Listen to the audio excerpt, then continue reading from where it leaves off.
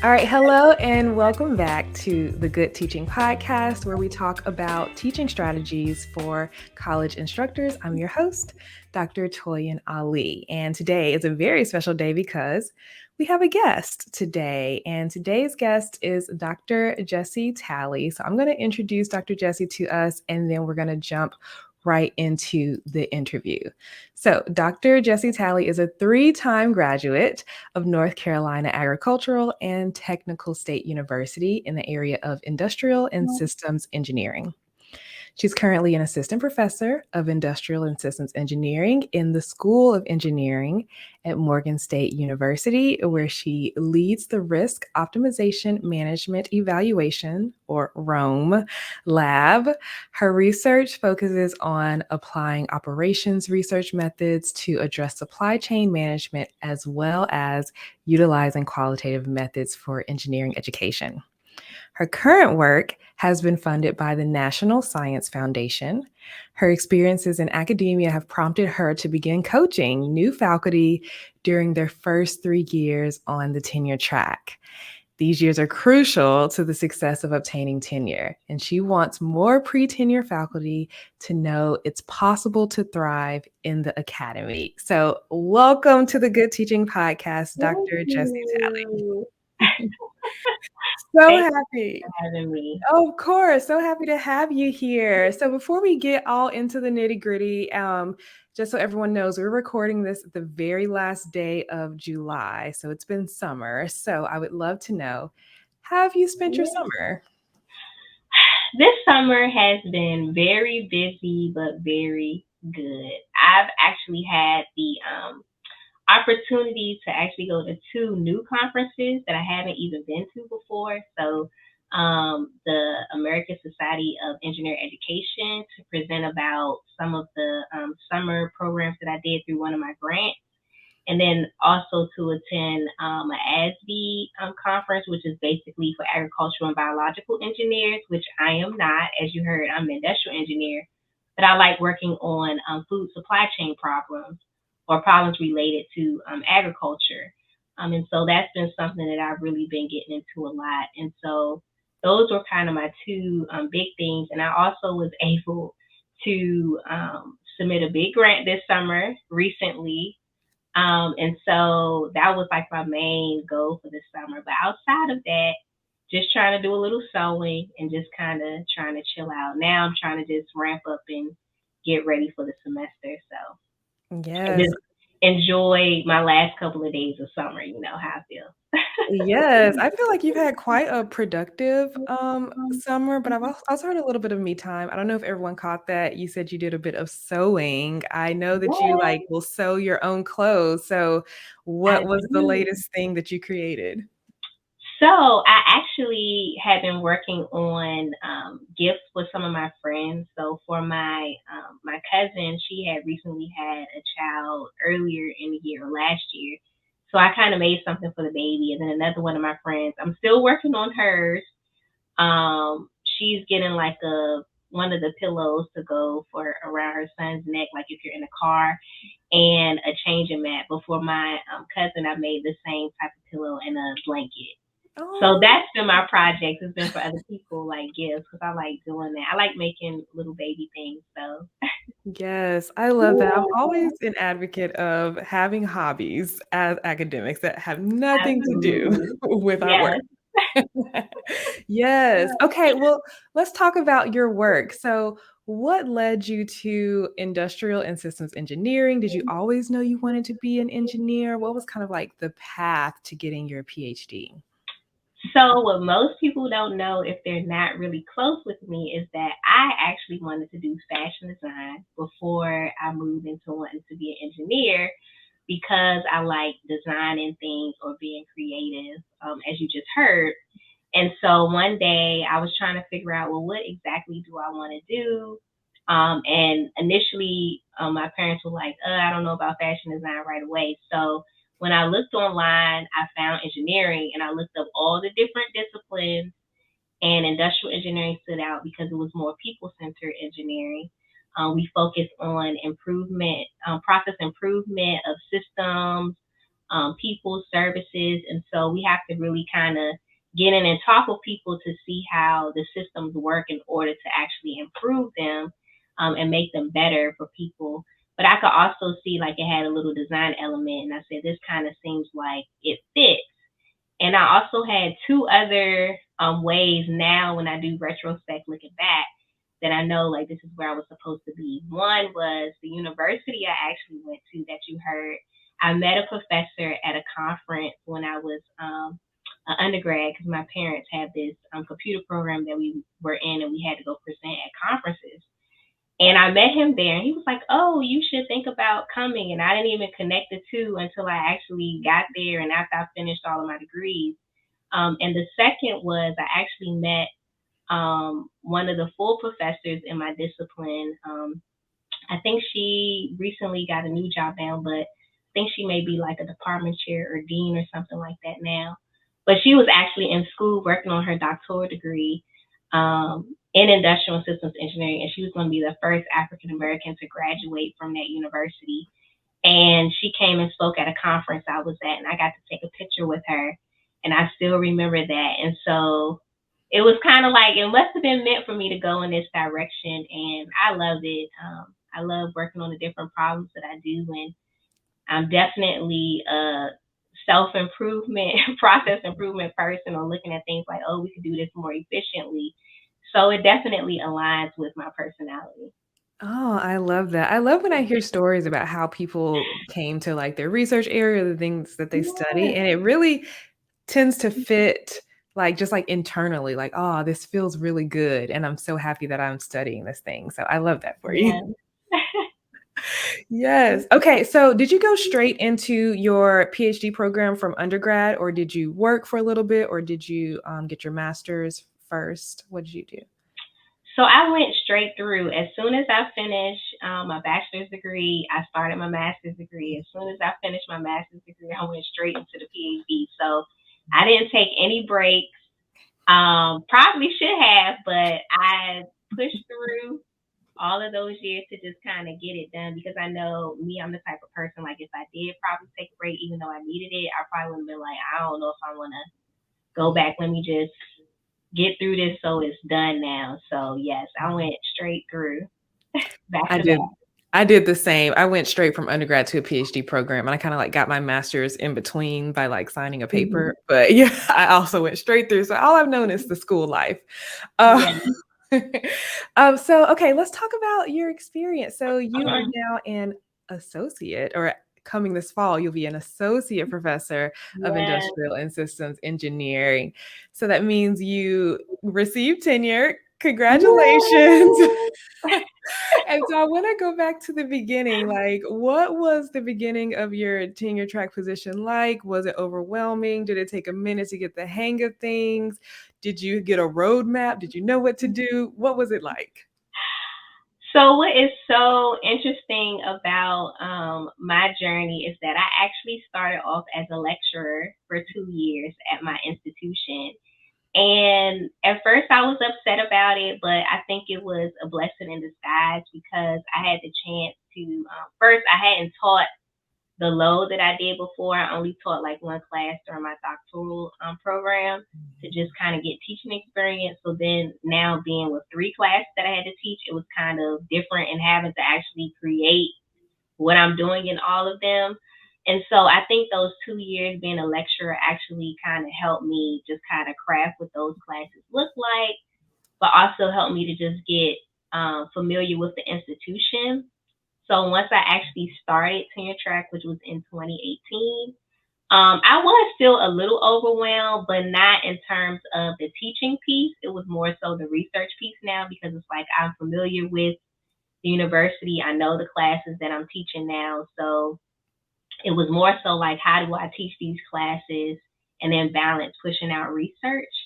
And so that was the biggest thing that was kind of like on my mind, like, how am I going to do this? And as a result of some of my outside network, they kind of helped me. So in general, you kind of know what you're supposed to do on tenure track, but once you get in the position, sometimes it's kind of like those hidden rules or those hidden things that you may not know. For example, like in terms of the research, like, wow, I got to go out and connect with my sponsor programs. Like, how does that work? And just, different things surrounding how to even do a grant and all that's involved administratively with your role is kind of like new. You may know, like, oh, I need to do research. Oh, I need to teach. Oh, I need to do service. But it's like those admin things that kind of get you like, oh, what's the paperwork I got to fill out? I got to do this. I got to do that. And so that's what kind of makes it a little like, oh, this is a lot more than I thought it was going to be. And just trying to manage that. And I also noticed too that sometimes the students can make it a little overwhelming, but that's because they don't really understand the full extent of what your job entails. And so Yes. trying to manage all of those different expectations of them, your colleagues, your institution, and so it just takes a minute to kind of get used to that. So I think kind of toward the middle is when I was starting to see, okay, I think I can actually do this. And I was teaching the same courses through most of, which was helpful not to like do anything new. That saved a lot of time in terms of being able to focus on other things and just kind of making that better versus I have to prep every semester I'm on tenure track. So I kind of did that during the lecture part of the journey. Nice. By the way, I am not crying. Something is in my eye, and I have been fighting for my life over here. Oh my goodness. Usually I do get emotional when people tell their stories, but I promise I'm not crying here. I No, I so get it. sorry that was distracting, but yes, starting a new position is quite overwhelming, and I do think you're right. So I am a lecturer. I'm a senior lecturer now. I was promoted, but I did find that just being able to focus on teaching really was something I was excited about, but also it made my experience of starting my first job ever really not as overwhelming as it could have been. So yes, Mm-hmm. I'm Yeah, glad you did get that experience of being a lecturer first, and then you can kind of like add on the research and the other things later. So that is right, really nice. And but not everyone gets that luxury of, right, easing exactly. their way in. Yes, So I know that you recently did a video series. It was a two-part series where you were helping new faculty members with like how to like begin the semester on like the right foot. And so I would love yes, it if you would share a few of your like key takeaways, and if there's if the video is still up, if you have a way for us to like find it and share it with people, please share how we can find it. But yeah, how did you start the semester strong as a new faculty member?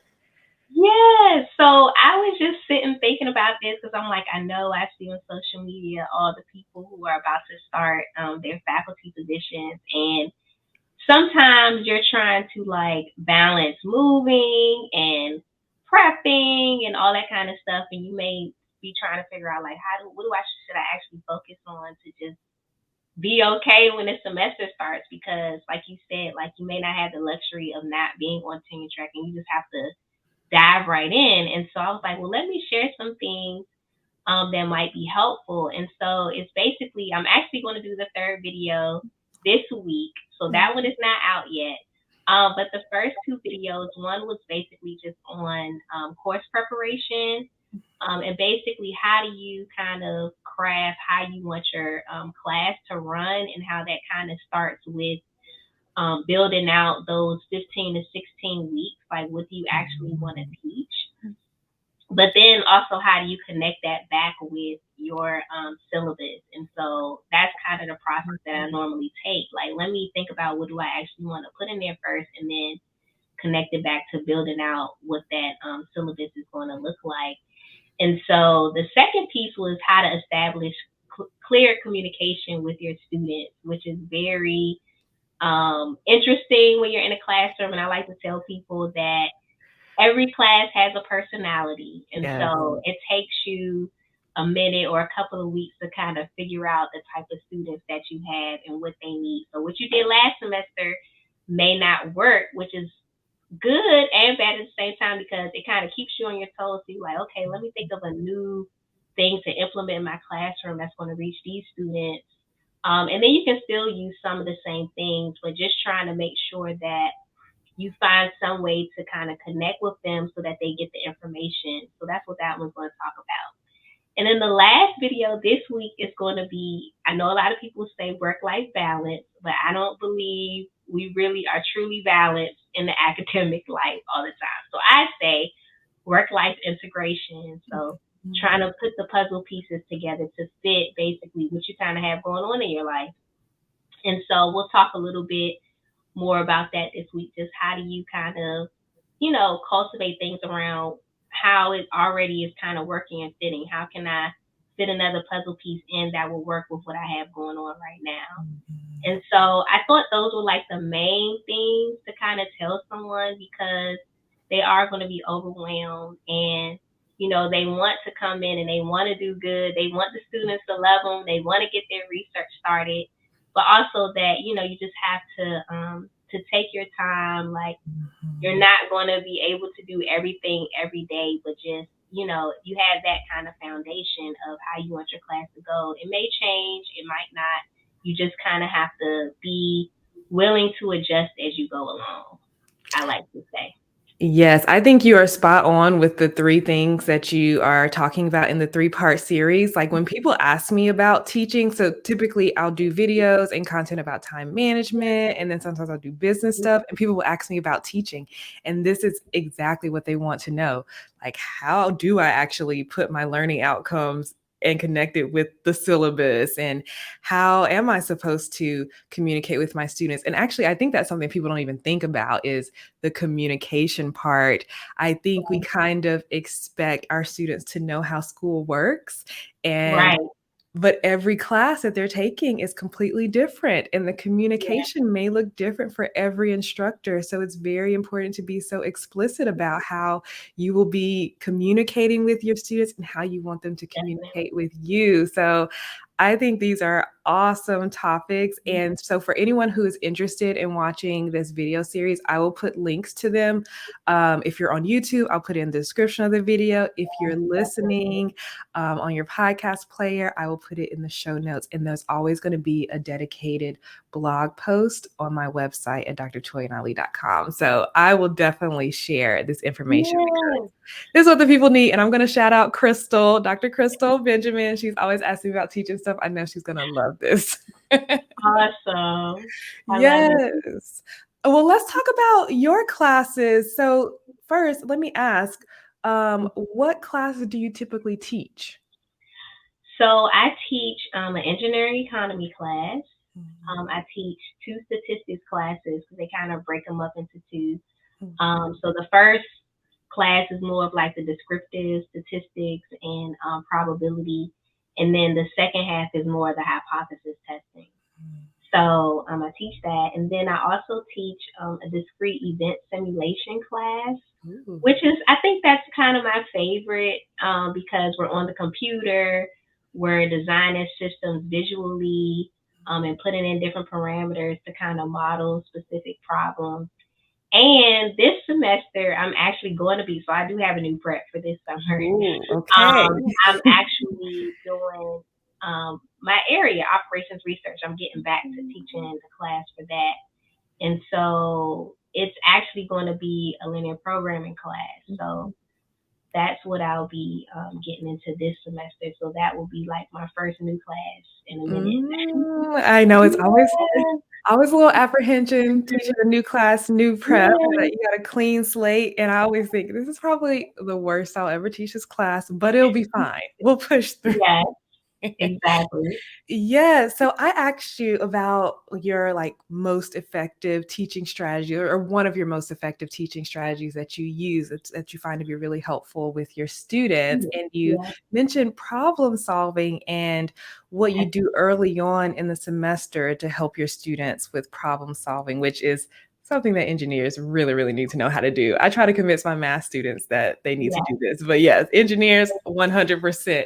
So can you walk us through what you're looking for and how you do this in your class? So I want to start off by saying that most of my students, they get upset with me because I'm like, I'm not going to give you the answer right away. So that's kind of the approach that I use, but I also tell them as they go throughout my classes, or if they take me again, all my classes are kind of set up for them to build their confidence in solving the problem themselves without me or their peers, because that's what they'll have to do in the real world. And so normally what I do, or what I've switched my classes over to do now, is I kind of do a little flip classroom to an extent. So I've started, for some of the classes I've already been teaching, to do a pre-recorded lecture that I hope that they watch. Okay. And even if they don't, I hit up kind of like the highlights of the lecture of that time. And I also, for two of the classes, have like a workbook that they can do, which is going through the same stuff again. So they just have to write it down. And so we focus more so though on the problems that are in the lecture in class, and I'll kind of like walk them through it, ask them if they had any questions about how to do it. And then once we kind of get through going through those examples, making sure that they understand the concept, then I bring down my dry eraser markers and I'm like, okay, you got these 3 or 4 practice problems related to these concepts we just did. So now pick a problem, everybody comes to the board. And they're like, come to the board. I'm like, yeah, we're going to work on the board. And they don't really like that. I know some people don't like to do that. But if everybody is at the board, then it kind of helps like decrease that fear a little bit. And I'm like, look, we're working together. Like, we all got to know how to do this. So I think once they kind of start working through that and they see like, oh, I really know how to do this, like it's been a little more successful in terms of the students actually kind of retaining the information or understanding the steps, and they see like, oh, I did that. And I still don't get them the answer. I'll say, well, wait a minute, how did we do this last problem that we were just working on? And just take them back to those concepts and steps and say, okay, think about it again. And I'm just coaching them through the problem, which is what I want to do. And more times than none, they get it without me really having to do too much.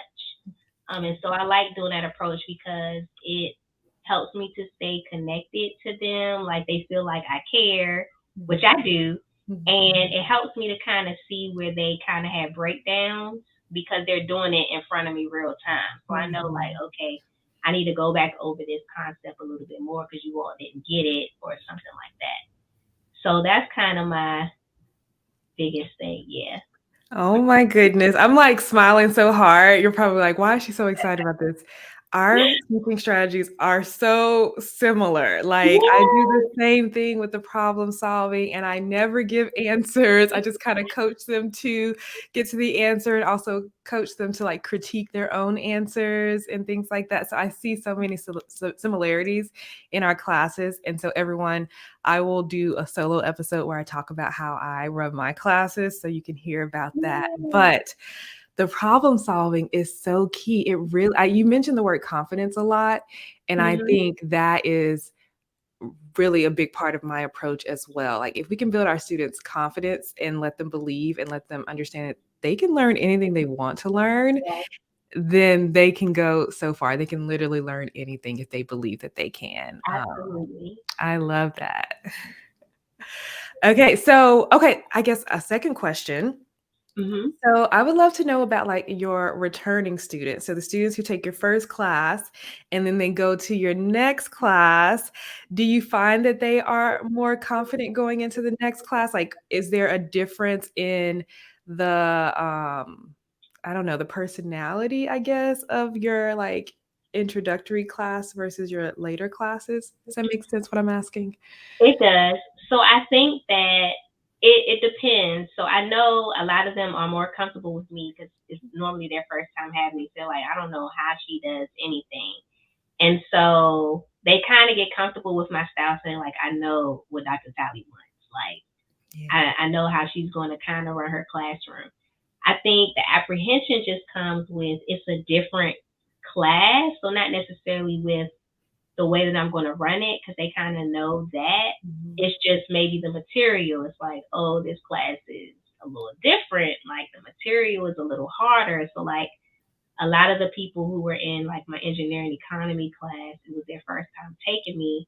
Now they're about to have the operations research class. That's going to be totally different. It's going to definitely be harder for them. And I know they're going to be looking like, oh my goodness. But I think they'll feel okay because they're like, I know Dr. Talley's going to help me. And I think that's the piece. Like I know she's gonna sit there, she's gonna work with me, she's gonna make sure that I understand, she's gonna make herself available. And I think that's the difference as they go through. Like it was funny because my senior design class this past semester, they made me laugh, but they were like, "You know why we chose you?" I said, "No, why did you choose me?" They're like, "Because we knew you weren't gonna have us up there looking like a hot mess. We knew you would read our stuff. We knew you would stay on us, but we knew we would have a good project by the end." And that's normally the answer most of the students like, "We know you're going to be on us," and so that's why they kind of take my classes like because they say you break it down where I can understand it, things like that. Even if it's hard, they're like, "I know you're going to try to do your best to break it down. You're going to work with me the best way that you can," and so I think that's what makes the difference as they kind of move along. Yes, I love that. And you mentioned something that I think should not be like underestimated or undervalued. It's like when students expectations for the class kind of match what's happening in the class, they can kind Mhm. of feel a little more at ease. And so even if it's like the first class they're taking with you or with me, one thing I like to do is really be organized, but also Mhm. be very like repetitive. Like I try to make my Yes, due dates the exact same day every week. yes, I want them to have a absolutely. structure that they can Mhm. depend on. So even though the content is difficult and the content is new every day, they can always fall back on the structure that they have in the class. And it just helps put them at ease Absolutely. and ready to learn. Yes. Yes, I Yes. love that. Thank you for sharing that. Okay. Yes. So I want to know any like final bits of teaching advice. So I imagine a lot of new college instructors may be listening to this episode because unfortunately we don't get a lot of training when it comes to teaching. We're just thrown in the Yes. classroom. So Right. so for any new college instructors, do you have any like little quick tips or pieces of advice for them? So first, I would say like I know when we first come in, we're so like I mentioned before, we want to get teaching right. We want to do everything right. And you may spend loads of time trying to actually prepare or prep for your classes. And so I would say, spend the necessary time to kind of initially you will because you have to prepare the class. But after you kind of get past the first time you teach it, it should kind of start to decrease because you don't want to spend all of your time preparing for the class. It's like you taught it one time, like you're just going to get better as you go along because you're doing the same information. And so I think we do that because we're like, oh, I don't want to not have an answer for my students and things of that nature. But you're the expert. You know how to, and if you don't know, you can go look it up. Like it's okay. And the other thing I would say to kind of your last point is in terms of your learning management system, because I know we have to put up a lot of information on there for our students. I think that is kind of like creating that structure in there, having all of those things organized in terms of your assignments, everything. I think that's the most crucial thing to your success for teaching and trying to just like automate some of that stuff because I know in the learning management system you can schedule announcements. You can kind of put all of that stuff in there way before even like you said doing a specific day to turn in homework, a specific day to do your quizzes and making some of that grade automatically like that learning management system is like it can give you your time back. Yeah. So I would Oh, say spend some time once you kind of do your syllabus and you know what you're doing throughout the week, just kind of map that into that learning management system and get everything in there. And if you can't do the full 16 weeks, we normally like to say at least do the first 3 to 4 weeks before you get started with the semester so that you can just kind of be ahead a little bit. You can finish up everything else as you go along. So those yes. are my last tips. Yes, I love that. I will add one thing to that as well. I think you kind of alluded to it is, you want it to be the best course, but you really don't have the time to make it the actual best course, but you can make it Yes, the best course for right now. And right. sometimes just thinking bare bones, what's the bare minimum that actually needs Yes, to be in this course? What's the bare minimum types of assignments? Maybe I'm just right. going to do one project and not a project every unit. You know, you can build in Exactly. more projects the next time you teach it. It doesn't have to be the Right. full shebang the first time. I think the goal is just letting the students learn Yes, and helping them engage with the course material, and everything else is kind of like icing on top of that. absolutely. All right, well, this has been so great. Thank you so much for Yes, sharing. I know you have absolutely. Yes, you have so much content and so much like help and advice for early career tenure track faculty members. Yes. So where can they connect with you online? So you heard earlier, I have a YouTube channel. It's called Academic Insights that I kind of upload different information to, and that is one of the places we said earlier you can find some of those other videos that we were talking about earlier, and some earlier stuff that I started talking about. You can definitely find me on my page, Engineer Culture, which kind of talks about some of this stuff as well. On Instagram at Dr. Jessye Talley. It's the same thing for Twitter too. And then my website, www.jesselbtalley.com. Awesome. Yes. Thank you so much. And thank you everyone for watching or listening to this episode. I will see you in the next one. Happy teaching. Yes, happy teaching.